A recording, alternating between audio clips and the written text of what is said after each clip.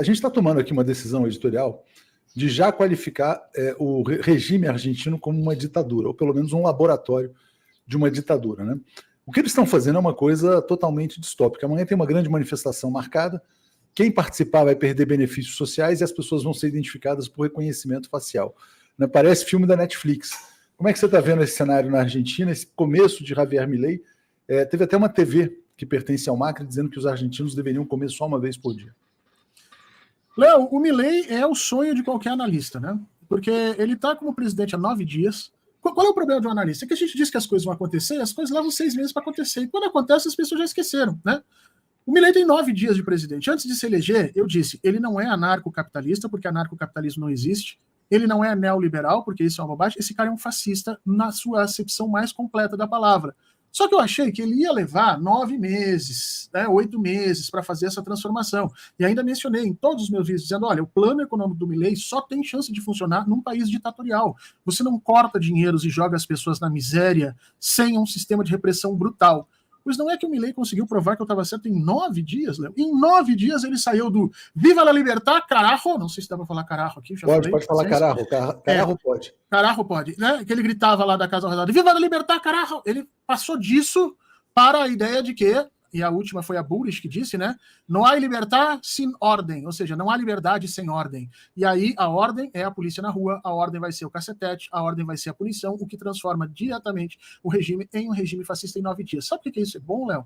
Isso é bom porque vai forçar com que os argentinos tenham que se mobilizar antes que eles caiam na pasmaceira que muitas vezes acontece quando os regimes neoliberais assumem, que vão empobrecendo as pessoas aos pouquinhos. O Milei foi estúpido o suficiente para trabalhar isso de uma forma rápida e vai pagar o preço político por isso. Você acha que ele consegue se manter? Como é que você antevê aí a reação dos trabalhadores argentinos, Horta? Eu acho que ele não fica antes, eu achava que ele não ia ficar 2 anos na Argentina, agora eu acho que ele não fica 1 ano na Argentina. Eu tenho alguns amigos argentinos que acham que eles não ficam 2 meses na Argentina. Ele realmente achou que a cadeira de presidente da República é um espaço onde ele pode fazer o que ele bem quiser com o seu brinquedinho chamado Argentina.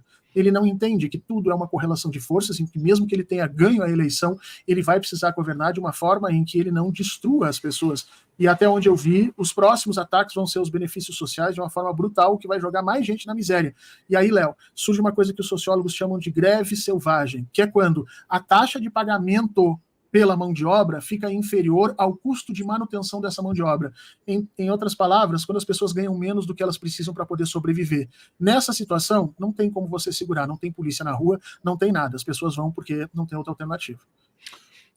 Horta, nessa perspectiva de eventual queda do governo Milei, vamos imaginar esse cenário, né? Ou um cenário de que ele consiga, na verdade, reprimir. Vamos trabalhar com os dois. Quais são as repercussões para o Brasil, para um país como o Brasil?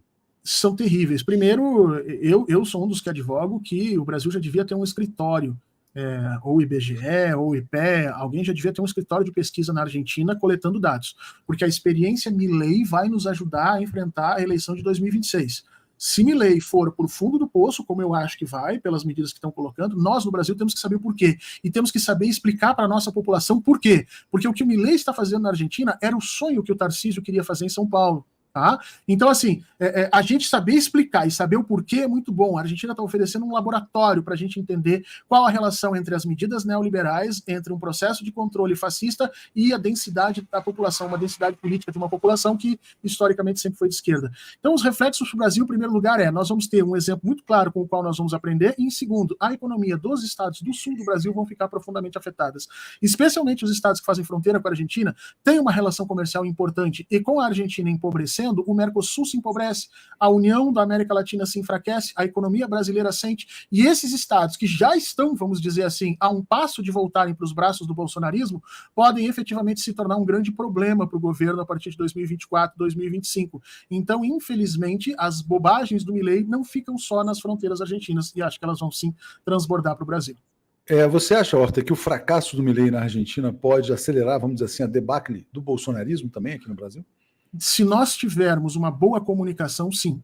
Se nós tivermos uma boa comunicação que faça e sedimente a ligação entre Milei e Bolsonaro, que demonstre para a população a semelhança entre os programas de Tarcísio e de Milei, certamente a queda do governo dele vai acabar levando o bolsonarismo para o buraco. Agora, se nós continuarmos como estamos, a máquina de comunicação do bolsonarismo vai dar a volta, e no final das contas vai dizer que Milei errou porque não foi liberal o suficiente, ou porque não foi forte o suficiente, mas que os novos candidatos bolsonaristas vão fazer diferente. Então tudo vai depender de como a gente vai lidar com as explicações que nós temos que fazer pelo mundo, porque isso é uma coisa importante. Não basta transformar o mundo, é preciso explicar a transformação para as pessoas. Senão nós gastamos capital político para transformar o mundo e não ganhamos o resultado, a consequência disso, e aí outros agentes acabam aparecendo como igreja, como o neoliberalismo, como o empresário e tudo que a gente está vendo aí acontecer. Amanhã é um dia decisivo, né, Horta? É o dia da grande mobilização prevista já em 20 dias, na verdade, 10 dias de governo, né? Amanhã é dia 20, mas ele tomou posse no dia 10. Então, no 10º dia, a gente já pode ter uma super greve na Argentina. Ele está muito acelerado, Léo. Ele está perdendo mais capital político do que ele consegue ganhar. Ele não é político, nunca foi, ele não sabe fazer esses cálculos. Então, ele está se suicidando nesse processo, né? E isso, para quem é de esquerda, é uma oportunidade maravilhosa de, inclusive, ajudar ele a cometer esse erro, né? Deixa o Milei fazer essas grandes bobagens aqui. O Bolsonaro quase fez isso no início do governo dele. O Bolsonaro foi freado pelo Guedes, pelo Moro e pelo general Santos Cruz. E pela pandemia. Não, mas a pandemia só depois de 2020. Em 2019, a tríade que segurou o Bolsonaro foi Guedes, Moro e Santos Cruz, que eram as três figuras que as elites apostavam que iria, vamos dizer assim, controlar o Jair Bolsonaro. E eles, em grande medida, não deixaram que o Bolsonaro tivesse um caminho semelhante ao caminho do Milei. Agora, lá na Argentina não tem ninguém para fazer isso. Então ele está perdendo mais capital político que ele ganha. Literalmente, o Milei está derretendo.